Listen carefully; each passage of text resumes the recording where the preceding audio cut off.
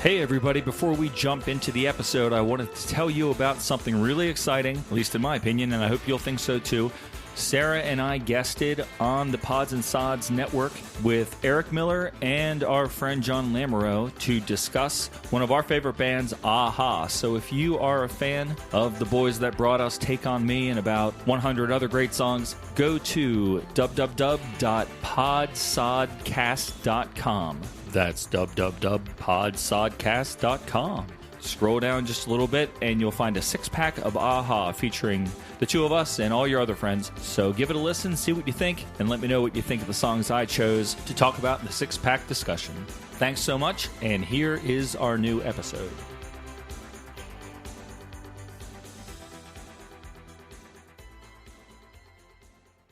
Hi, this is Richard Blade, and you're listening to the Blue Zone Podcast Network as it presents Permanent Record, an in-depth look at the classic albums of the 70s and 80s, albums which have earned a permanent place of honor, both in our hearts and in our record collections.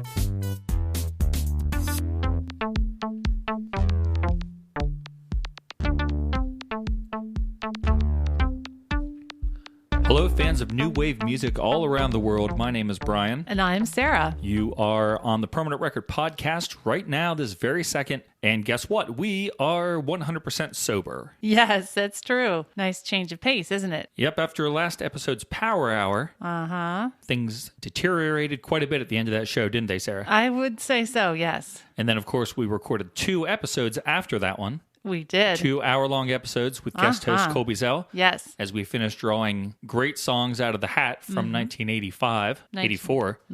But unfortunately, listening to those 2-hour-long podcasts was quite painful. I am sure. And if it was painful for me, I know it would have been painful to our friends all around the world who come to us, counting on us for great discussion. Right. Yep. They look for high quality content. That's right. That was not it. So that's what we were not able to provide with those 2 episodes. So there's only 1 episode of the Power Hour. And now we are back, episode 85. Yes. And it's summertime. It is. And we have a little treat worked up this time. The return of a pretty popular episode, I guess, for us. One that we got a lot of comments on last summer. Yeah. The Forgotten 80s.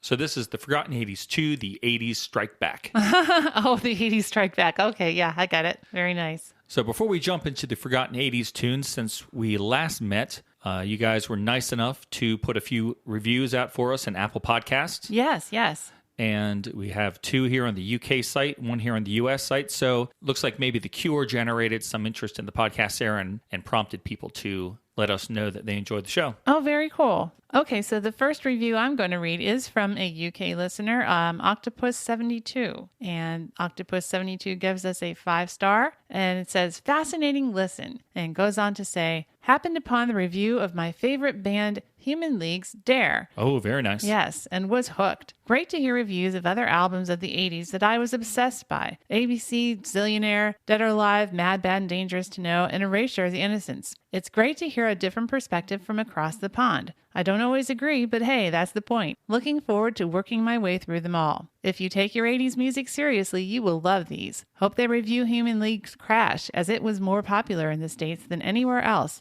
and would be interested to hear their perspective on it. I would love. Oh, well, firstly, thank you for taking the time to write that review. It was really nice and really nice of you. Yes. We very much appreciate it.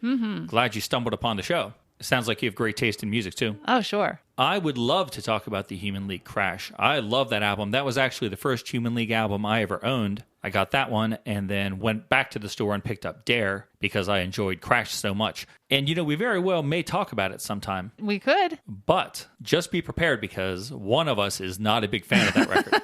Yeah. I wonder who it is. So much of the time we are very close in our liking or disliking of different albums and songs. I think that is one where we differ quite a bit.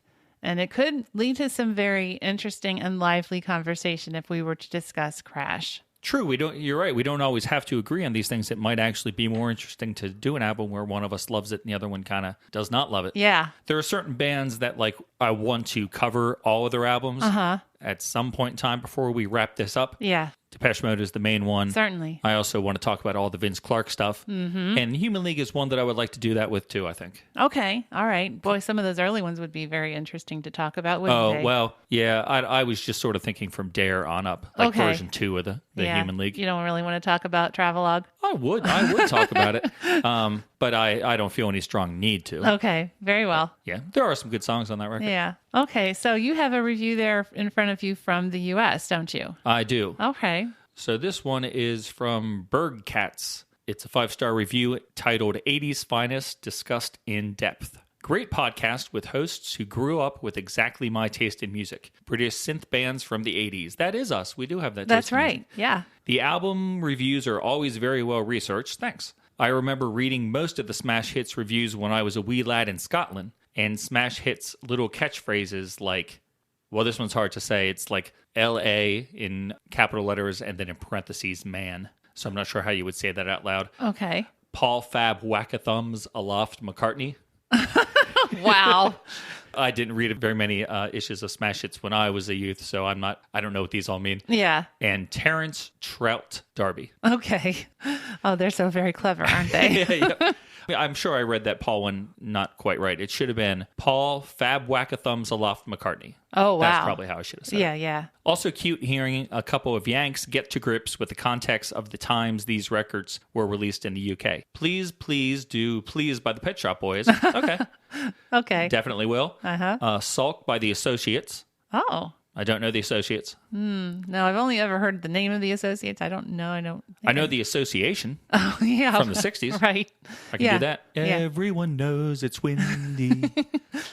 Rip It Up by Orange Juice. I just learned about Orange Juice a few years ago, and I'm going to mention them in my notes here today. Oh, very nice. Or The Stone Roses by the Stone Roses. Oh, wow. I think you like that one. I think I do. I do have a copy of it. I'm not sure if I ever listened to it. Okay. Thanks for the review. Sorry I massacred those cool Smash Hits magazines Yeah. catchphrases, but we appreciate you taking the time to listen and to write the review, and those are some good suggestions. Definitely we'll do the Pet Shop Boys in the future. That's another group you'd probably like to do a lot, or if not all of their albums, Oh, too. certainly. Yeah. So thanks very much, Birdcats. Appreciate it. Yeah. Very, very nice. Really appreciate all these reviews. And I have one more to read. Let's do it. Okay. This one is titled Love, Love, Love! Exclamation point. And it's 5 stars, and it is from Dial 8. Ever since listening to the 3-part series on Duran Duran's album Rio, I have fallen in love with this amazing podcast. Aw, thank you. Aw, we share the love. Thank you, Brian and Sarah, for bringing something fresh to the background of each album you reviewed, as it's great to discover some previously unknown facts specific to the release within other territories around the globe. Keep up the good work. P.S. Any plans to review Be Yourself Tonight by the Eurythmics? Oh, that's a great question, because that is my favorite Eurythmics album. Oh, wow. Well, that sounds like a good one to review, if it weren't for the fact that I barely know it at all. Well, that's one that friend of the show, Terry Kemp, asks about quite a lot, too. Okay. And that's one, like, if you're going to make me review Crowded House, which you keep threatening to do, but then you never put your fist down. No, I'm pretty nice about it. And I'm willing to do it, but it's one that I don't know. Right. So if we would talk about Crowded House, then I would probably say, well, Turnabout is fair play. Let's talk about the Eurythmics, Be Yourself Tonight. And you're going to know, you'll know at least 4 of the 9 songs. Okay. Well, that's a good start. Yeah. Because So it you won't probably be would only know one of the Crowded House songs. I would know 2. I know Something So Strong. Oh, that's true. So yeah, that's an album I would really like to do. And maybe Sarah and I can work out a deal where we would talk about that one. I think we could probably work something out. We tend to negotiate pretty well. All right, so last summer we did an episode called The Forgotten 80s, where we took some 80s songs that we really enjoyed, but that the groups maybe never really caught on at all, or the song is a forgotten song by someone who is popular. Whatever the case may be, the song was forgotten for some reason, and we wanted to shine a spotlight on it and talk about those songs. So last summer, if you haven't heard it, we talked about, we did Animotion, I Engineer. Mm-hmm. We did Two Minds Crack, Cry, Cry, Cry. Yep. I chose Aztec Camera's Oblivious. Uh-huh. And I don't remember what the other one was. Well, it's out there in your feed if you subscribe to our podcast. Yeah. So there's 3 of the 4 songs we talked about last year. We decided to do the same thing this year with another 4 songs that we love and that haven't, seen the light of day, and maybe you're not aware of them because they've been hidden away since the mid-'80s or the late 80s. And so we are going to talk about those right now. Let's do that. So we decided to sort of go chronologically. Yeah, it seemed to make sense given the choices that we each made. 2 of them are from 1989. I'm not sure exactly which one came out first, but we're going to just group those together. Yeah, we're going to switch off. So Sarah, you'll go first. You want to introduce your song, and then I can play a little clip of it? Sure. The first song that I chose is the biggest and pretty much only hit single from the group Fiction Factory, and the song is called Feels Like Heaven. Twisting the bones until they snap. I scream but no one knows. You say I'm familiar, cold to touch, and then you turn and go. Feels like heaven.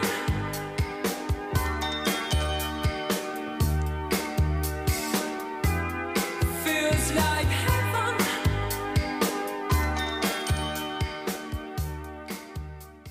Okay, so that's the song. Did you even know that song? I did not know this song until many, many years later when you, I think, picked up some sort of German 80s compilation that had this on it. Or... Yeah, I think that's where I first heard it as well. I got this really great 2-disc set of 80s songs, and it was mostly a lot of stuff I really didn't know. Some stuff that I knew, and then a lot of stuff that I didn't know, and I became really familiar with a lot of great 80s music in the very early 2000s. So, and then I also, I believe, heard this song on the internet radio that I was listening to at the time, that they played a lot of really cool songs that I never heard before, and then I subsequently downloaded them. Oh, really? Yeah. On I WinMX? did. Yes, on WinMX. Oof. Yeah. However, I do own this album, the debut album from Fiction Factory called Throw the Warped Wheel Out. I do own this whole album on CD. That's right. I got it for you for Christmas. Yes. Thank you. Yep. And I love it.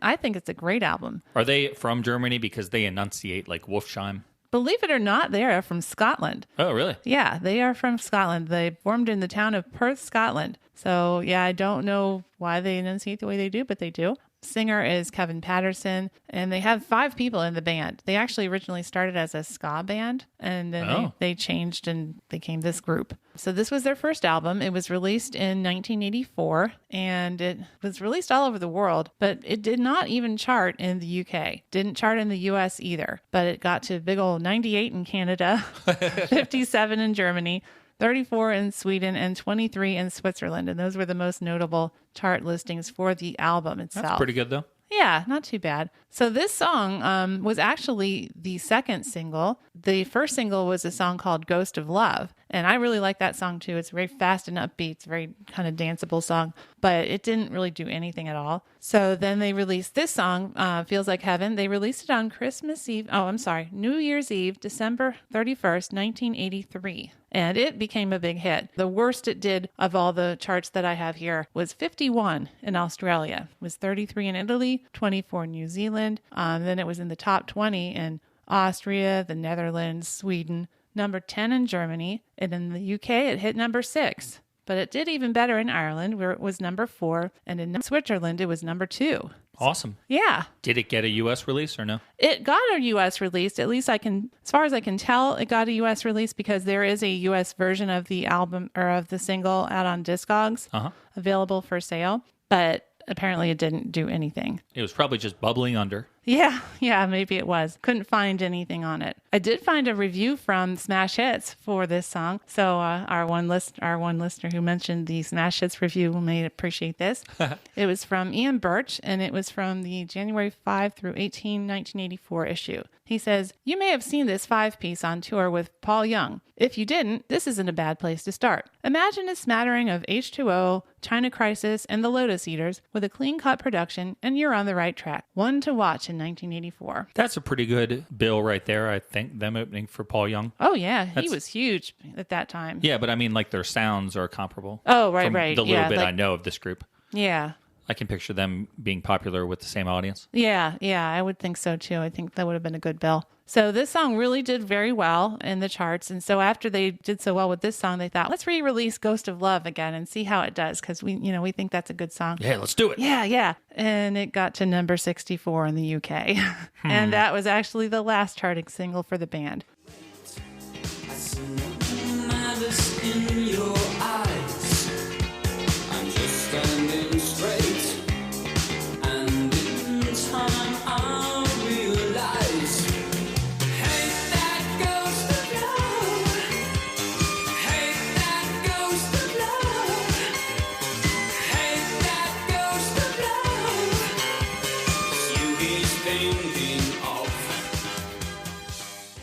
So this band is pretty much known as a one-hit wonder. Poor Fiction Factory. I know. I want to listen to that fast, upbeat song and see what I think about it. Yeah, Ghost of Love. I think you might like it. I don't know. It's really fun. I wasn't surprised to hear you say that it was released here and didn't chart because it doesn't really sound like something that would have been on the radio here. Musically, maybe, but there's just something about his voice. It seems too cold and foreign sounding. I was really understand, surprised that you said he was from Scotland. Yeah. I really thought this was going to be a German band, and that's why I was going to say it didn't really chart here. That was going to be my prediction, but I do like the song. The song is nice. It's too bad for them. I mean, if they wrote the song, I don't know if they did. Too bad that someone here in the U.S., like a band who, sounds more American. A band that maybe doesn't have like the strongest songwriter in the band, occasionally does a cover or something. Yeah. They couldn't have. Too bad somebody couldn't have re-recorded this and released it a couple years later to see how it did. Yeah, I know. I think it's such a very pretty and such a sweet sounding song. It's just, to me, this song sounds so sweet, friendly. The piano is beautiful. I love the little tinkly bell sounds in the chorus. Do, do, do, do. It's just adorable.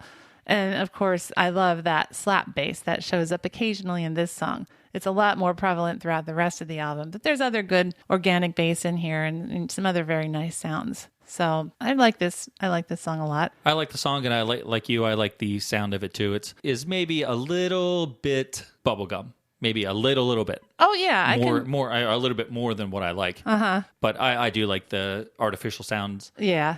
Of everything they do here, and the slap bass is always awesome. Oh yeah. I had never seen the video for this because this just didn't make a splash in the United States. So I did go look up the video for researching for this podcast, and it was very interesting. Did you take a look at it? I did. I didn't really think it went along with the song very well. It was very, very peculiar. There's a lot of it focused on these twin girls in dresses that are outside playing together, and they stand together. I don't know, kind of like the twins in The Shining. Yeah, I know. That's what I kept thinking about. And then there's that one point in the video where they're like on this path, and then there's like this dark, sinister man, all in dark with a hat, was like right behind them. Yep. And I was like, was that supposed to be a Stephen King kind of thing too, or what is that? And in the meanwhile, we see the band members appearing in various locations. And I think the lead singer looks like a cross between Billy Idol and David Bowie. I threw a little Andrew Fletcher in there myself. Oh, okay. Yeah, he's got that very bleached blonde, kind of spiky-ish blonde hair. He's got the little bit of gap tooth that I think Billy Idol has. I don't know. He looks so like he frowns the entire time he's singing this song, this sweet song. It doesn't make any sense. He's got this kind of grimace on his face as he's singing. Yeah, that grimace and that frown was another thing that made me pretty confident they were German. Yeah, in fact, right. I was also giving names to the other members of the band because there are 4 other band members. Yes, that's right. There's band member German Benjamin Orr plays bass. Okay. Their bass player looked a lot like Benjamin Orr. Okay. I thought His name is a super Scottish name. It's Graham McGregor. Huh. I kind of pushed this a little bit. It's not really 100% accurate, but on drums, they have German John Moss. Okay, well, his name is Mike Ogletree, and you might be interested to know that he was actually in Simple Minds for a time. Oh, really? Yeah. Cool. And then their keyboard player, I didn't give him a name, but I did notice that he was wearing the exact same shirt that Colby wore with us when we were in Vegas together. Yeah, it did look like that one, didn't it? Yeah, yeah. And we went to see the Star Trek 4D ride or whatever. Yeah, yeah. And we made Colby wear the little Star Trek pin on the shirt because the shirt is actually split in 2 colors, kind of like a Star Trek the uniform. Next Generation shirts, I think. Yeah, that's right. Yep. So the keyboard player is Eddie Jordan. Not really very German either. Yeah, sorry. The coolest name I thought in the band was the guitar player. His name was Chick Medley. Chick Medley? Yeah. At first I was like, that's a name? That's a terrible name. Oh, it's very unusual. Anyway. Chick, Chick? No, like Chick, like the band Chick. Oh. So, anyway, this video at the end, yeah, they do this. Oh, yeah. When they repeat the chorus. Yeah, when they repeat the chorus, and the first line is always like, feels like heaven, and it shows the lead singer, and then everybody is sitting diagonally behind him in a row. It turns out to be a row of pews in a church. Church, yes. And every time he says feels like heaven, it goes heaven is closer. Heaven is closer. It shows the guy right behind him saying heaven is closer. It comes back to the singer. Yep. For heaven is closer, it goes 2 guys behind him, and it keeps going back to 3 guys, then 4 guys. Yes. Then on the 5th guy, you see that the girls are back there. But they're outside the church. They're outside looking in the window. And the creepy guys behind them. The creepy guys are. And the first time I saw it, I'm not even lying to you, it scared the crap out of me. I was just laying on the couch today, in the daytime watching it. And I jumped whenever I saw those no. girls. I was like, what the heck? Oh, no. And then it zooms back up to the front. And yeah. We see yet another sinister looking child with like red hair and just bizarre look on his face. Yes. And he took the place of where the lead singer was sitting. Yes. And I was like, I cannot follow this video at all. I was like, those crazy Germans. I don't know if a German directed it. Maybe that's where this vibe is coming from. No, I'm sure he didn't. But no. At the time, I thought that everybody involved here was German. Yeah, and I was like, these Germans, they can't even come up with a coherent storyline for this video. Well, remember, this was like early 80s. There weren't a lot of coherent storylines back then. Well, considering how like friendly sounding this song is, it doesn't make sense. This video at doesn't all. make sense. It doesn't fit with it. This video could be part of the reason why it wasn't popular in the US, because the video was terrible. Yeah, it's a big contrast to the song. I mean, it's not a good contrast to the song. No, it doesn't help the song at all. Doesn't make me want to listen to the song more. I mean, it makes me want to listen to the song without the video. Exactly. Yeah. So go check it out. We'll put the link on our webpage, and you can see for yourself, see how strange these children are, and yeah, see if you think the names Brian came up with for the other band members are any good. Yeah, and don't be surprised if you jump out of your seat at the end when they reveal the girls outside the window. Well, now you've spoiled it. I still think it'll be terrifying. Okay. It's not as terrifying as In Between Days by The Cure, though. Oh, okay. Well, what a start. Well, in closing of that one, Sarah, I would say I like the song. I'd give the song like a 3 out of 5 record adapters, and I'd give the video a 0.5 record adapter. Man. Out of 5. Well, I think I'd give the song a 4. I mean, it's a good solid pop song, good solid 80s song. It's very cute. The video, maybe 1.5. Well, if you want to talk about a song with an amazing video, let's talk about my first song, Sarah. Oh. This is Vince Clarke and Paul Quinn with a song called One Day. 10,000 marching is the new red square. We pray in silence and our hands declare. We hide our faces, keep our hearts unseen. Maybe one day we're gonna find some place. Maybe one day put on a different face. Oh, life is an exodus. God knows what's set for us. Could it be maybe someday?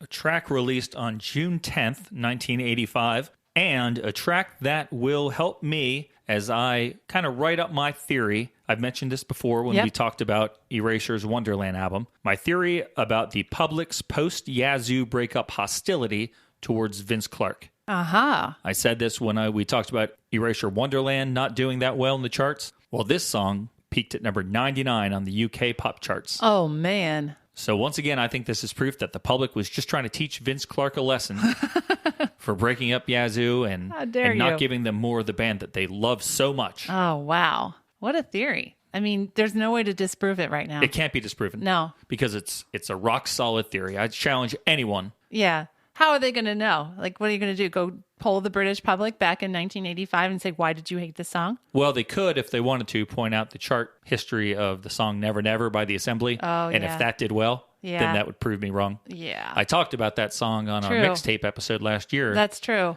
But I forget where it charted. Probably higher than 99. Oh, yeah, probably higher than that. But I don't know if it was high enough to disprove my theory. Okay, fair enough. I didn't feel like looking it up. That's okay. So anyway, let's talk about who is on this record, Sarah. Well, yeah, there's 2 guys, right?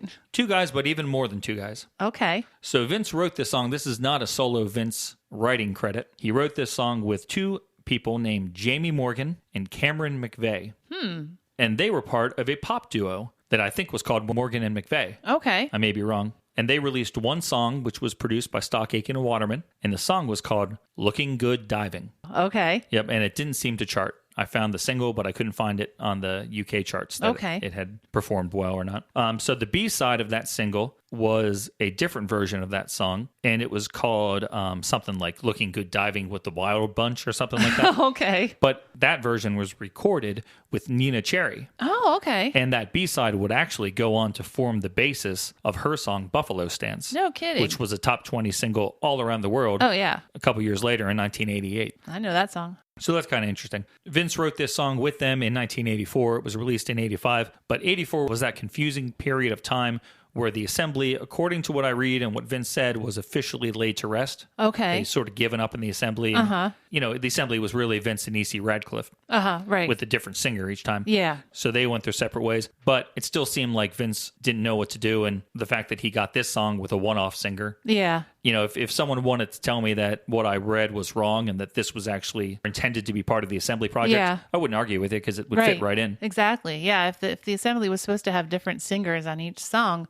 this would certainly fit the bill. And you're getting a lot of the similar sound effects in it too, I it's think. a kind of slow, dirge-like song, Never Never. So Vince recorded this music, the accompanying music track for this song, with producer Flood. Oh. And we've talked about Flood before, of course. Sure. We all know him from his work on Violator and Songs of Faith and Devotion with Depeche Mode, and he's done a ton of other stuff. He's worked with U2 and things. He is quite a talented individual, but he worked with Vince on this. And Daniel Miller also gets producing credit on the song. I couldn't find out exactly what he did on it, but back in those days, he was an important influence to Vince and the Depeche Mode guys. Yeah, it could be that he just popped his head in the studio once and Vince said, all right, that gives you enough to get credit. Could be. Yeah. Could be. So we get all those names on there. That's Vince, Jamie, Cameron, Flood, Daniel. There's 5 people working on the record. Wow. But we haven't talked about a singer yet. No. So the initial vocals for this song were recorded by a reggae singer whose name is lost to the sands of time. Oh, no. Yep, I couldn't find any record of who he was. A reggae singer. Yep, but Vince didn't like the way he sang the song, ultimately, when he just couldn't make himself like it. So Flood suggested this guy named Paul Quinn. Okay. And the reason he did that is because Flood had previously worked with his band called Borgie. And this is a band I've never heard of. Okay. Well, that's not true. I've heard of them sort of recently from my friend Joe, who loves this early to mid 80s Scotland scene. So she has talked to me before about bands like Orange Juice and Joseph K and Aztec Camera. Of course, you know them. So that's sort of where Paul Quinn was coming from. That was where he got started. So you're telling me he's from Scotland too? He is. Ah. And he had sung background vocals on an early Orange Juice single. I forget which one. But that's why Flood got him in, and Vince evidently liked him well enough to record the track with and release it. Upon release of the single, Vince told Number One magazine that the main reason I wanted to do this song was because I'd done nothing for so long that I was starting to get bored. Last year was a miserable year. Oh, no. Poor Vince. Yep. I find it funny that a song that peaked at number 99 was featured in Number One magazine. Yeah, that was rather optimistic, wasn't it? Sure it was. So let's talk about how it was received critically. It didn't do well in the charts, as we said. But Chris Heath, writing for Smash Hits, said this: "Where's Vince Clarke been hiding? It's at least a year since his last record, and all we've got now is one measly single. It's very good, though. Paul Quinn tries very hard to sing like David Bowie over the same kerplunk synth backing that Clarke has used since his Depeche Mode and Yazoo days. I just wish we hadn't had to wait so long." That's sort of a backhanded compliment. His same kerplunk. And Ann Lambert, writing in Number One magazine, said, "I cut it some out of here, so it's going to reference another song that you won't have any idea what it was. Okay. This song is certainly more commercial and gives Paul a chance to stretch his beautiful voice to the full. Romantic and flowing, it could just be a surprise summer hit." Oh, could it? Could have been, Could have been. but it wasn't. Yeah. So Well, that's no worse than Ian Burch saying, hey, this is the group to watch for 1984. So it seems like the critics of these kind of cheesy pop magazines kind of dug the track. Yeah. I couldn't find a write-up from anyone like more respectable. So Okay. But the public didn't seem to like it. Nope, not at all. So what do I think about it, Sarah? Is that what you just asked? Oh, well, yes. I think I must have just asked that. Well, without question, every single aspect of this song just screams 1980s. Oh, for sure. Yes. No part of it, not one single aspect of it, could have been recorded in any other decade. Yeah.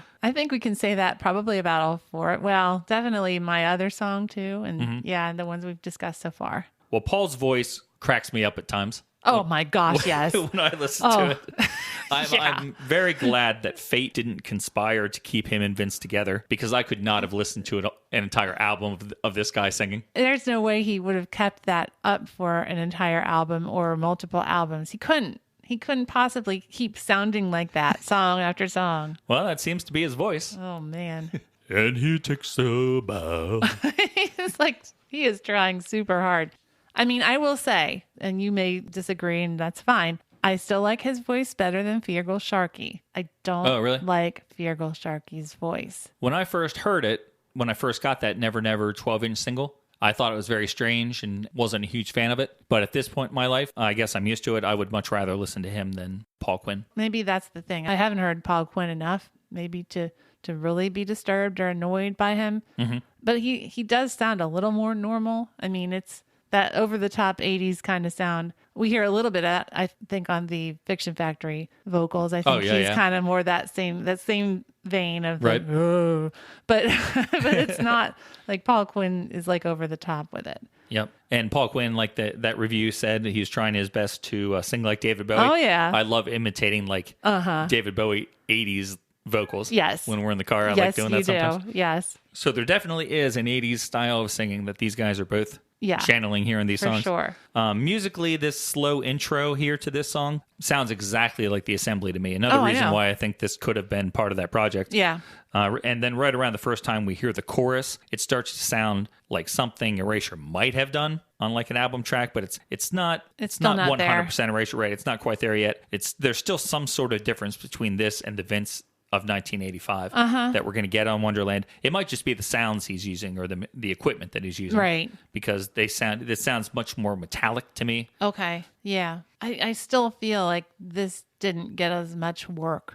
He didn't work as hard on this as he did on other songs. Yeah, I can't say if I agree with that or not. I mean, it has all the Vince ingredients to it. When you listen to this, especially once the song gets going, you get a bunch of little different riffs that sound very friendly. Oh, yeah. They're just being played on sounds that aren't quite Vincey enough for me. Okay. And another odd thing about this song is that at the time that this song was released, I'm pretty sure Vince was already working with Andy on Wonderland. Okay. So even if this track was a big hit, it would have been the end of the line for the duo. Yeah. Now, here's a question, and maybe you have a note on this. Was this or was this not one of the songs that the people auditioning for Erasure had to sing? I believe that it was. I think we did talk about that in the Wonderland episode. Okay, that's what I was thinking. All right. Yeah, and I guess that was probably just because it was the most recent thing he had done. Yeah. So. Okay. Yeah, because we did talk about that. So I listen to this song and I hear sort of an interesting oddity in Vince's career, but I'm not sure who really pressed this to vinyl thinking it was going to be like a big hit single. Yeah. It doesn't have the sound of a commercial hit to me. No, and I mean, it's fine that it's slow. It's like a, ballad type song. And Never Never was a ballad, but it had a love theme to it, a relationship theme, and this does not. This is a slow song about like, I guess, war and the Cold War. And I mean, that's what I'm getting from the video. Yeah, the video is definitely focused on some wartime activity. I actually like the song better when I watch the video. Whenever I'm checking it out, Paul has a pretty cool look. Well, yeah. I think for the time. He kind of does look like Bowie around the time of like the DJ video. Okay. But with black hair and without the constantly stoned look on his face. Yeah. Like his hair is He's a little more with it. Shaped like that kind of Bowie era. Yeah, uh-huh. So this video, Vince is like a guard of like a tan army. They're wearing tan clothes. Yeah. And he's guarding a gate, I guess, between like the two sides. It looks like it's supposed to be like West Germany and East Germany or something like that. Right. And there's like the tan army and the black clothes army. Okay. And trucks are coming through the gate, and eventually a guy breaks through the gate from the black side to the tan side. And Vince and the tan army pulls out his rifle. And Vince does actually a pretty good bit of acting, I think, in that those few seconds where he grabs his rifle and looks like he's going to shoot the guy. He looks serious. Yeah. Mm-hmm. And the guy who comes through the gate is Vince. No. And the Vince who comes through the gate looks almost exactly like the guy in the Communards video for Don't Leave Me This Way, who brings like a secret homing device into the big warehouse concert and is the traitor because he's working with the police force. Okay. He looks like that guy. Yeah. Freaked me out. That is weird. But guess what? Tan uniform Vince decides not to shoot. He doesn't shoot his alter ego. His doppelganger. Okay. Well, that was pretty nice of him. Yeah. I think there's like one clip where Paul and Vince are together in the military setting. Okay. I think like Vince is in the foreground and Paul is in the background, but I think it was just one. I feel like most of the time they are not in the same picture at all, or even on the same set. If it wasn't for that one thing that I'm remembering, I would say maybe they weren't even together when they were filming this. Yeah, because Paul's stuff is in a studio, all red. He's wearing black. Sometimes he's kind of like in a doorway or something, or framed by a doorway. Yeah, he's in this cool. You know how Madonna is in the all white room for Borderline? Was it Borderline? Yeah. Or Lucky Star? One of them. And well, this is an all red room, so you Yeah. can't see shadows and you No. can't see the back of the wall or Uh-uh. anything. But he's sitting in black clothes on a black folding chair. Yeah. And there's a black frame to a door Yeah. in the room with him. And so it kind of cuts between that and Vince at the DMZ. Yeah. So you get this army thing, but you also get, if you didn't notice, some quick shots of like children's army toys being set up Oh. like in the dirt. That's right. Yes. We also see the tan army, like a tan army guy and a black army guy playing rock, scissors, paper, I saw that. Yeah. which I enjoyed because I love the game rock, scissors, paper. I could play it for hours. Oh my gosh. What? It's awesome. Are you okay? Yeah, we always used to play it Really? in high school. Not you and me. I've Because I never- could beat you. I guarantee I could beat you like Oh, 95% of the games that we played. wow. Guaranteed. Okay. Sounds like a new Because I'm summertime awesome at it. Okay. I'm awesome at the game. Wow. But I love watching people play it. Okay. I could go on YouTube and watch people play it. I love it so All right. much. What are you, like a 10-year-old kid watching Minecraft or something? So, we see the children playing with the war toys and rock, scissors, paper. Maybe this video is somehow implying that Vince is in some kid's idea of war and not a real soldier, which might go along with the rock, scissors, paper being used to settle a battle. But ultimately, I decided as I sat there on the couch trying to reconcile the 3 different scenes of the video, the DMZ, the sandbox, and the red room, I decided not to think about it very much. Okay. It's probably Yeah. best not to ponder it. No, I mean, I don't know that a huge amount of thought and philosophical meaning was put behind it. Yeah. So, That is the song by Vince Clarke and Paul Quinn, One Day. Probably one of my least favorite Vince Clarke single releases. understandably so. Yeah. I mean, it's not a terrible song. No, it's not terrible, but It's just not great. exactly. But I love Vince, Oh, yeah. and I love rock, scissors, paper. Yeah. So it still speaks You to are me. crazy. Well, let's move up a few years. Let's go to the end of the decade. And now I will present my second song. And I don't know, maybe people will know this one. Maybe it's not as forgotten as I thought. I guess we'll have to see. I guess we'll see. The group is called Can, and the song is called I Beg Your Pardon. What's there to choose? It won't get too deep, even though I would so much more. So think about it carefully.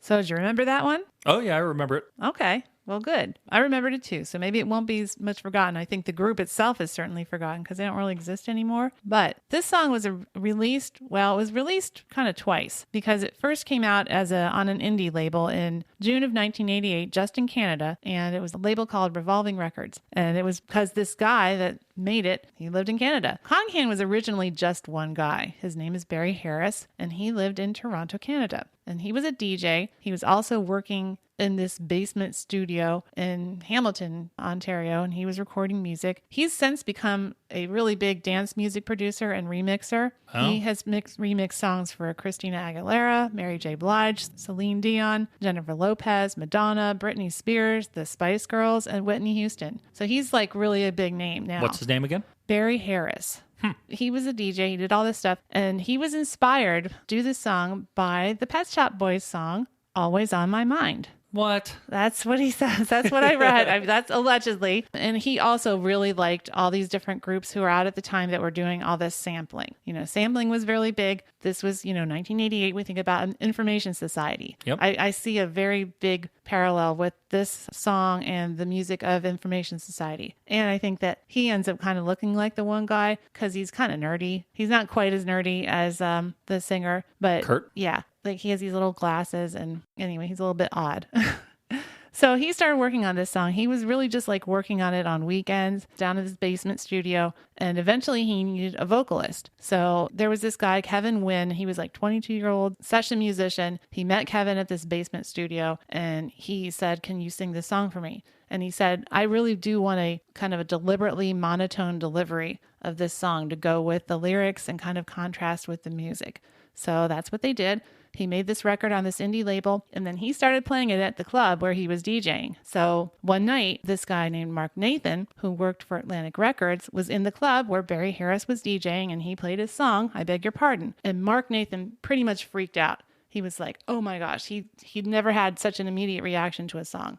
So that's what he says. So he went up to the DJ. He's like, hey, this song is awesome. He's like, well, I made this song. So the next day, Mark Nathan went and bought like several copies of this song. He mailed them to some radio stations in Houston and some other places. He took them back down to the record label. He's like, you got to get this song. And so that's how the song came to be famous. And they redid it, and they ended up making this album called Move to Move that was released in 1989. So that's how the song became re-released. It was re-released in worldwide in February of 1989. I can't believe he intentionally told this guy to sing like that. I was taking notes on this just briefly. I hate his singing. His singing is terrible. And part of it, I wrote that his singing is barely average. And part of it is because he doesn't seem to care. The way he's singing it makes it seem like he doesn't care if he does a good job or not. And to hear that the producer and the guy who wrote it told him to do that boggles my brain. Yeah, well, I think he was kind of going for a New Order vibe too, because, think about New Order music, and it's like very energetic and all kinds of stuff going on. And then we got Bernard Sumner, who just sings in a very kind of flat delivery, not a lot of,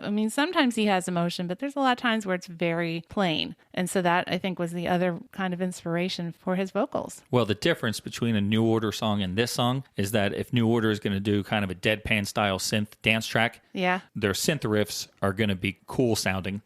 This riff is insipid. It's annoying. The whole it's do-do-do-do-do-do-do-do. And you know what? 4 times. Every time they play it 4 times. And then they play it like however many sets of times during the song, and it never changes. Well, guess what? What? That's actually a sample. Oh, my God. It's sampled. This song has so many samples in it. But before What's that from? Do you know? Yes, I can tell you all that, but I want to go back to the release and the chart positions of the song, and then I'll get back into the details of the song, what it's about. Because, as much as you seem to not like this song, this song is terrible. It actually did really well all over the world after it was released the second time. In Canada, it got to number 19. On the Billboard Hot 100, it was 15. In Germany, number 8.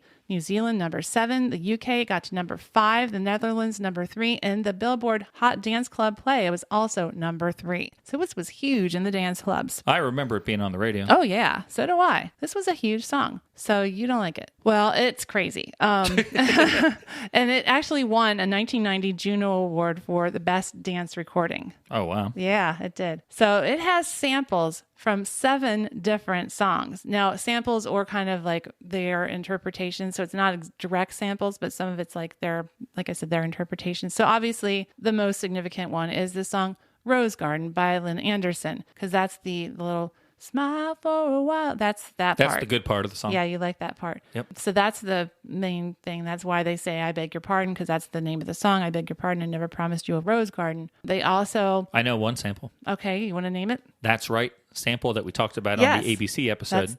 That's right. It was from some like girl disco group. Well, it wasn't necessarily a girl disco group, but it was the group Silver Convention. Yeah, they were all girls. Were they all girls? Mm-hmm. Oh, okay. Anyway, the song was Get Up and Boogie, and yes, that is the same vocal that ABC uses in the song A to Z when they say, Mark White. That's right. Yep, same one. And it's in the 12-inch mix of Be Near Me. Yeah, that's right. The Munich mix. Yes. They also sample the Magnificent Seven theme song. They do that later on in the song where they have the very famous riff from that. So that do-do-do-do-do-do-do, that's from a song called Call Me by Ivana Spagna. It's from 1987. If you go listen to that, you'll hear that. It's like how the song starts. I'd rather not hear it anymore. Okay. They also sample Go by Tones on Tail. And then they sample Disco Nights Rock Freak by GQ. And the last sample is really bizarre. It's from Disco Hotline by National Lampoon, where National Lampoon did an album, and I think it was That's Not Funny, It's Sick, I think was the name of the album. And that Yes. Those weird vocals, that's actually from that clip. Oh, really? Yeah, and I think he says, do you like the salsa? Or something like that. Part is so bad. Like I never really understood exactly what he was saying. But yeah, so... I hate that midsection of the song where it does that. It's just like this song is much made of samples. It's ridiculous. It's like a very much Did he program the drums himself? I don't know that. You like the drums?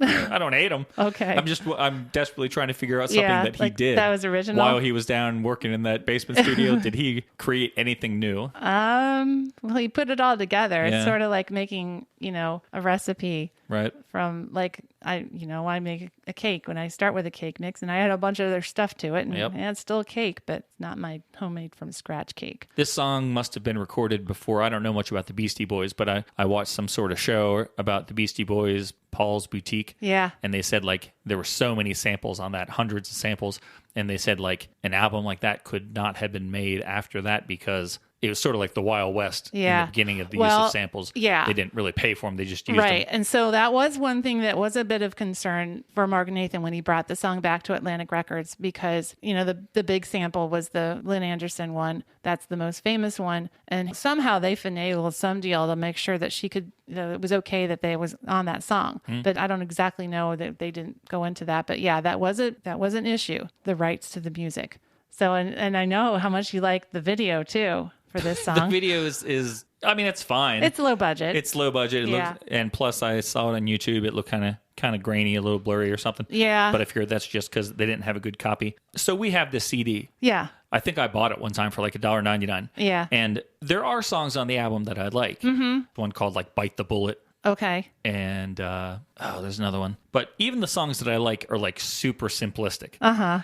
There's barely any components to the song. There's a main keyboard riff with some bass. And so even the ones that I like are so lackluster and not developed well that it makes Pseudo Echo sound like the Beatles. If you listen to Love and Adventure by Pseudo Echo, it's 12 times better than this group. Okay. Well, I'm glad that this is eliciting some really good conversation because, this is definitely not my favorite song by any means, but I knew it was You've always liked this song. I have always liked this song, and I do like some of the other ones on it. I like Harry Houdini, and I like what other ones? I haven't listened to the album quite a while, I must admit. But let's go back to the video because it is, you said about your song that this is so 80s. Okay, so this song is extremely, and it's not just 80s, this is late 80s because of all the sampling, because of the outfits they're wearing. The one guy, which is actually Barry Harris because he's not the, cool looking front lead guy. Right, so the guy in the background, he's got the ball cap. He's got that kind of flat brim ball cap. He's got the round sunglasses. He's got the striped T-shirt. He's wearing a synth on the strap. He's wearing a keytar. Yeah, it's not a keytar. That's just it's a synth on a strap. Yeah, and a belt buckle with some kind of message on it that I cannot tell what it is. I tried looking. I'm there's letters on it, and then I'm not sure what. I don't know what I it didn't is. notice it. So he looks amazing.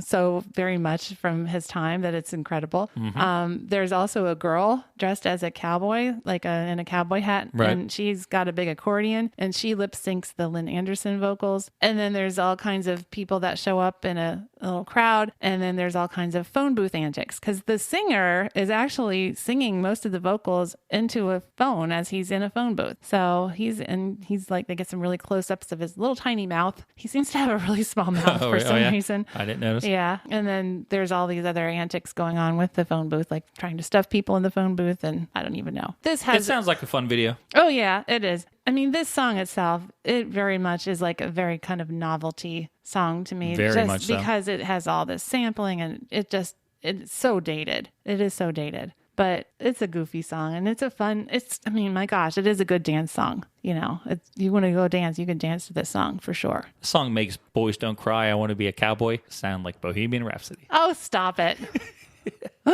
All these people across the world couldn't have been too wrong, right?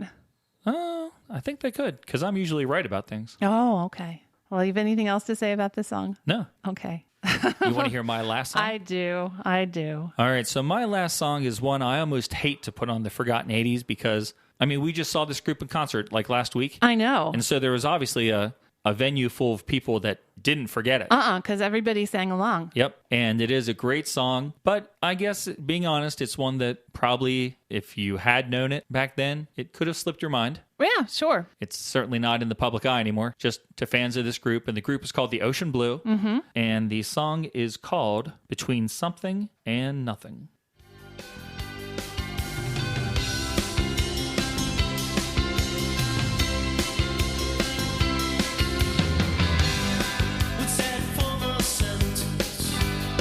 Would sad form a phrase in a poem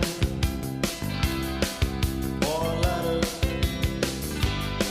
could not convey the meaning of what this man has done in a painting on a canvas. So this track was released in the fall of 1989 on Sire Records, which was awesome back then. Oh, back in yeah. those days. That was a big, big deal. And in fact, wasn't this on the compilation CD? It was. I'm going to talk about that. It was on the Sire Music compilation. I think it was on Just Say Mao. Okay. I didn't grab them off the shelf, but I think that's the one it was on. Okay. And the Ocean Blues self-titled album peaked at 155. What? But the song peaked at number 2 on the alternative song chart Yeah. on September 16th. You know what song it just couldn't unseat? Couldn't hit number 1 because of a powerhouse song that was currently at number 1. Gonna say Personal Jesus? Nope. It was the B-52's mighty song Love Shack. Oh, yeah. All right. Yeah. Probably just a little too early for Depeche Mode at that point. So my first section of my notes here is called, Why Are the Ocean Blues So Awesome? Wow. Well, I know one person already who is going to just love the fact that you said that. Who? John Lamoureux. Oh, John Lamoureux does like the Ocean Blue. Oh, I'm glad you said that. Yeah. In fact, if you are a fan of the Ocean Blue, or if you want to learn more about the Ocean Blue, our friend John Lamoureux on his podcast, The Hustle, just interviewed, David Chelsel. that's right, the lead singer Yeah. of the Ocean Blue, David Chelsel. Yeah. I think that we're close. And I thought it was a really good episode. They talk about every single album, touch on each one briefly, and David is a nice guy. Yeah, I believe it. Happy birthday, John, by the way. What? Ignoring the fact that almost all their albums are full of great tunes, the Ocean Blue is awesome because they lived the fantasy of millions of high school musicians. Uh-huh. They met in junior high. They recorded some demos when they were in high school. Uh-huh. And in 1986, those demos were featured on a local radio station's compilation CD, along with some other early tracks by a group called the Innocence Mission, Oh, which also featured on some of those Sire record that's right. samplers. Yes. And in 1988, Seymour Stein, the founder of Sire Records, he somehow heard these demos, and he came to them with a 3-year deal. He really wanted to sign this band. A 3-year deal. I'm sorry, 3-album deal. 3-album deal. Yeah. Wow. And like we said, of course, Sire Records was the label back then because they were my label of choice, because they had Depeche Mode, they Right. had Erasure, they had Yaz here in the United States. Yeah. Didn't they have Madonna, too? They had Madonna, but I Yeah. didn't care about her as much No, as but, those you other know, groups. that's like a big deal. So the founder of the label really was concerned with signing this band. Uh-huh. And he got the band signed. He sent them to London to work. He got them 2 great producers for this first record. The first album is produced by both John Porter and Mark Optiz. So John Porter, he was British. He started in music as part of Brian Ferry's early band called the Gasboard. Oh, okay. And then he played bass on the Roxy Music album For Your Pleasure. Wow. He never toured with Roxy Music, but he played on the album. And he went on to become quite a producer. He produced the song How Soon Is Now by the Smiths. No way. He produced albums by Billy Bragg, The Alarm, School of Fish, and Elvis Costello. And he didn't produce this song, but he did produce the follow-up Ocean Blue single, Drifting Falling. Oh, that's another which really is good one. Also an awesome song. Yeah. You may find you're all alone. All around you, not a sound. Drifting, falling on your own again. The walls of cold and gray surround. They surround. So Mark Optiz, he's an Australian producer, and he also produced bands like the Divinyls. He did their albums Desperate and What a Life. He did the Hooroo Gurus, Blow Your Cool, and he did a ton of NXS stuff. Okay. Mark actually is the one who produced this track. Okay. And at our recent concert, the concert just last week, Yes. Dave talked about how excited they were at this time to be able to get to work with Mark because they had been into bands that he had produced. Uh-huh. They must have been insane. These guys were just out of high school. Well, in fact, yeah, they were. Didn't they have trouble even going over to England because they weren't 18 yet? Or wasn't there something to do with the fact that they were so young that they weren't even 18, that there was some issue with that? Oh, I don't know. I didn't see that. Okay, I thought I remember seeing that at one point. Could be. But, I mean, I think that means they're about our age. Yeah. They're around the same age. Right close to our age. Yep. So the band's 3 Sire albums, they were all released at like 2-year intervals, and they all spawned 2 successful U.S. alternative chart singles. So these 3 albums, they never bothered the top 100 pop charts. No. But they were big hits on the modern rock scene. Right, yeah. On college radio and, oh, yeah. So I really admire, what they did because firstly, they were from our area. Yes. And they achieved success on their own terms. I listen to their albums and I never hear anything like them trying to go out of their way blatantly to sound like whatever was popular at the time. Mm-hmm.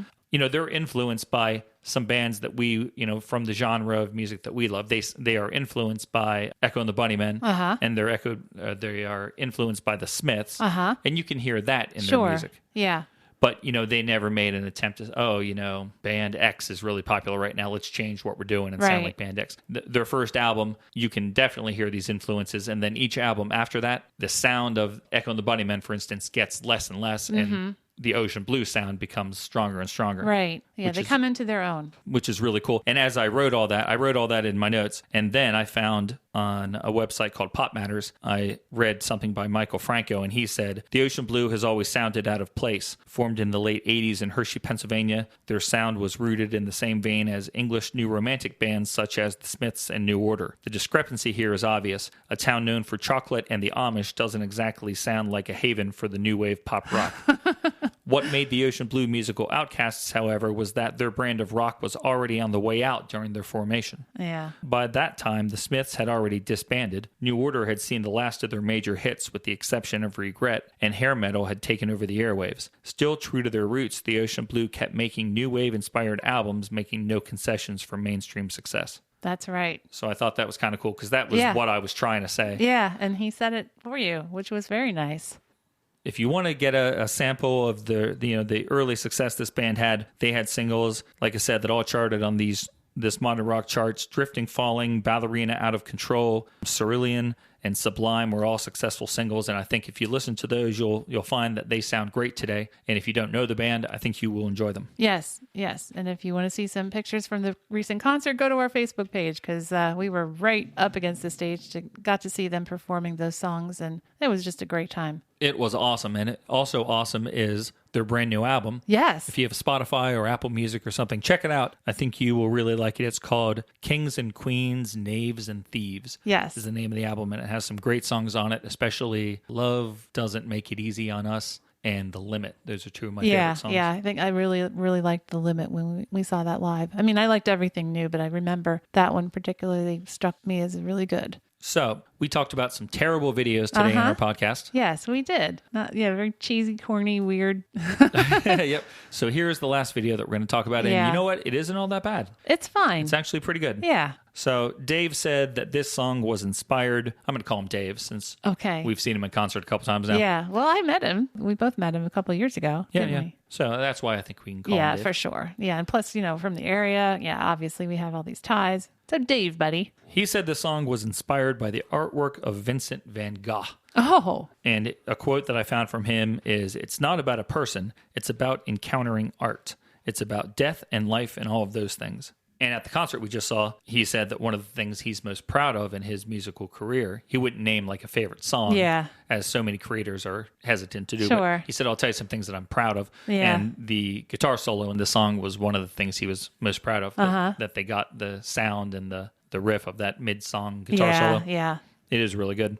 So this first clip, it's a really nice affair, I think, for a band that's being their first video. Sire must have really believed in them enough to invest this kind of money. It's a well-produced video. I mean, this video, if you ask me, it's as good as anything Depeche Mode made up until they started working with Anson. Like, oh, sure. Anything before Question of Time. Mm-hmm. This is just as good as that. Yeah, I would agree. It's better than a lot of those videos. The idea of the artwork and, appreciating art, that's presented in this video. Dave is in a room studying like a painting of this woman. Right. It's a room lit by candles. This is the only weakness of the budget here. The budget fails them with the number of candles. You can tell that the police's label was more willing to spend money on candles for a police video. Their candle budget was too low. Yeah.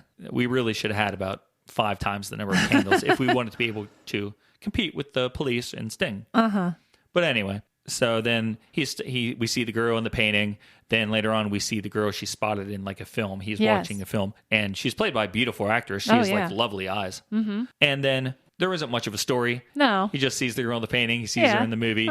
There's some clips of the band performing the song together, like in a room with sheets behind them. It's all blue. Yeah, it's all blue. And there's also angsty shots of the band looking far too young to be fraternizing with this woman. Yeah, that's a good point. They look really, really young. Well, yeah, I mean, they've got to be seriously like 18 years old. They're just kids. Yep. But it's funny how much David looks the same, even though he's got that bleached blonde bowl cut there. The bowl cut is horrible. Yeah, well, that's the style. Him and even the bass player, I think Bobby had a similar hairstyle. Yeah. He must have had to straighten it or something, because when we saw him live, his hair looked a lot more wavy. I don't know. They looked, to me, pretty much, David especially, looked about the same except for the hair. Oh, yeah. Like Dave is still like as scrawny and skinny as he was then. They look pretty similar. Sarah, what does Brian think about this song? What does Sarah think about this song? I love this song, and I love this first album. I love actually those first 3 albums we talked about, and the brand new one, like I said, is just as good. But I knew this song because of the Sire Records sampler, and I thought it was awesome that they were local, and I really enjoyed this song. However, I never heard anything else by them until I was grown up, and I just had some extra money, so I bought that CD just because I remembered that I liked it on the sampler. Man, this is a group that I really, really enjoy. We just saw them last week, and I think of them as being more your band than my band. Yeah, I would say that's fair. Even though I'm the one that went out and bought all the CDs. Yeah, I know, but that's what you do. Have you not yet learned that I just get all my music off of you? I've been doing that for like 35 years almost, so yeah, duh. But this is a band that every time I see them, which has been twice now, I like them more each time. They're touring throughout this year. I mean, everybody in the band has another career that they work. David is a lawyer. Bobby works for like a computer firm of some sort, because we were talking with a woman at the concert who actually met him because she was a project manager who was sent to the company where Bobby worked. Oh, that's right. And she was saying how none of the people in his office really knew that he was in this band. Right. They just thought it was a kind of silly thing he did on the weekends. Yeah, no, not so much. Yeah. So they tour, they don't go on a world tour, but between now and the end of the year, they're going to be making the rounds. Yeah. So check it out if you like them or if you have an interest in them. I'm hoping we can go. They're going to be in Philly. Oh, are they? Yeah, so I'm hoping we just saw them in Lancaster, close to their hometown. It was the first tour it was the first live event for this new album. And that was awesome because they had a little section up front reserved for family. So like their parents were there, and it was just awesome. That was cool. Yeah. So this song is probably their most beloved song because it's the one that most people remember. Yeah. People went crazy when they started playing the Ballerina song. Yes, that was another really huge song. And that one peaked at number 3 on the alternative music chart I saw. I love this album too. Yeah, this album's awesome. So this is a tremendous track, and if you don't know it or if you don't know them, I would recommend you give this debut album a spin. I think if you like the music we talk about on the show, you will really like it. Oh, for sure. Yeah, I'm glad you chose this one. It's very timely and hopefully won't be as forgotten now because you've brought it back to people's minds. Yeah, it's timely because of their new album, because we've just seen them. But like I said, I really wrestled with claiming that this song is a forgotten 80s, even though I know it is. Yeah. Just because I really love this band. I know. Hate to think of them as being forgotten. Well, that's sort of the point to this, I guess, to help them not be as forgotten. A song, we want to bring these songs to people's attention to say, hey, here's some songs we think you might like. Very true. Let's hope that happens. And you know what, folks? Speaking of Spotify. Yes. I think I mentioned on the show that I recently signed up for Spotify. He finally did it, folks. He finally got a Spotify account. So I've been really enjoying it. And a few of our friends have taken the time to send me some Spotify playlists. Yeah. Our friend Tim Jar sent me an OMD playlist. Because, I've sort of said on the show a couple times that I'm not really a huge OMD fan. Right. So he put together a 12-song playlist, I think. Designed to make me love them. And I do really like that song, So In Love. Okay. That I already knew. Okay. But found it hard to get through a 12-song playlist. Okay. But I did appreciate that he took the time to send it to me. Oh, and of course, our dear friend and patron of the show. Patron, yes. That's a good way to say it. Andrew Dinley. Yeah. He sent me a great playlist of songs that are more contemporary songs, but that sound like things that I would like. And I got to hear a lot of it today. That's right. As we were working outside. And so we put that on, and it is really great. There's a lot of good songs in there. Yeah, I really enjoyed it. It's cool because I would never listen to this. I wouldn't know where to start to find new music that I like. Right. Yeah. But the point to all this is I like getting these playlists. So if you have some sort of cool playlist that I might like listening to, Yeah. and you want to share it, You want to try to win them over onto a new group, or just like, hey, this is music I think you'll like too. yeah, feel free to share those playlists with me. I guess you can do it if you send us a Facebook message or something. I'm not sure how Spotify really works. I don't think you could contact me there. I don't know. I'm sure those with more knowledge and experience will figure it out. Yeah, but you can always send us the link to the playlist on our Facebook message account. Yeah. Or a direct message on Twitter. Yes. Or an email. You can send us an email through our website. What is our email address? firmrecordpod@mail.com. Yeah, I think that's it. And of course, this won't help you with the playlist, but don't forget we have that little handy dandy voicemail account set up if you ever want to reach out to us and say hi. Uh-huh. And you can get a hold of us at 724-490-8324. Yes. And I guess that's about it for our look back at the Forgotten 80s, Sarah. Okay. Well, So it's been a lot of fun. it has been. I like revisiting these songs. 3 of them were good. Hey, 3 out of 4. It's all right. It was still a fun discussion nonetheless. Yeah, it was fun to talk about them and get back here in the studio without the devil alcohol affecting the show. Yeah, that's right. Very clear-headed. Yeah, even-tempered. It was good. That's right. All right. So we will see you again soon. Our month of July is crazy busy Yeah. in terms of the weekends and Summer family plans. activities and trips. But we're definitely going to try to get some things out in the month of July. Yes. I can't tell you now what it's going to be. Well, it'll probably be this for sure because today's the last day of June. Oh, yeah. I guess it is. So we got this at least, and then who knows what next. We'll talk to you again before too long. though. Yep. So hope you're Hang having in- a good summer. Hang in there until then. Bye-bye now. Take away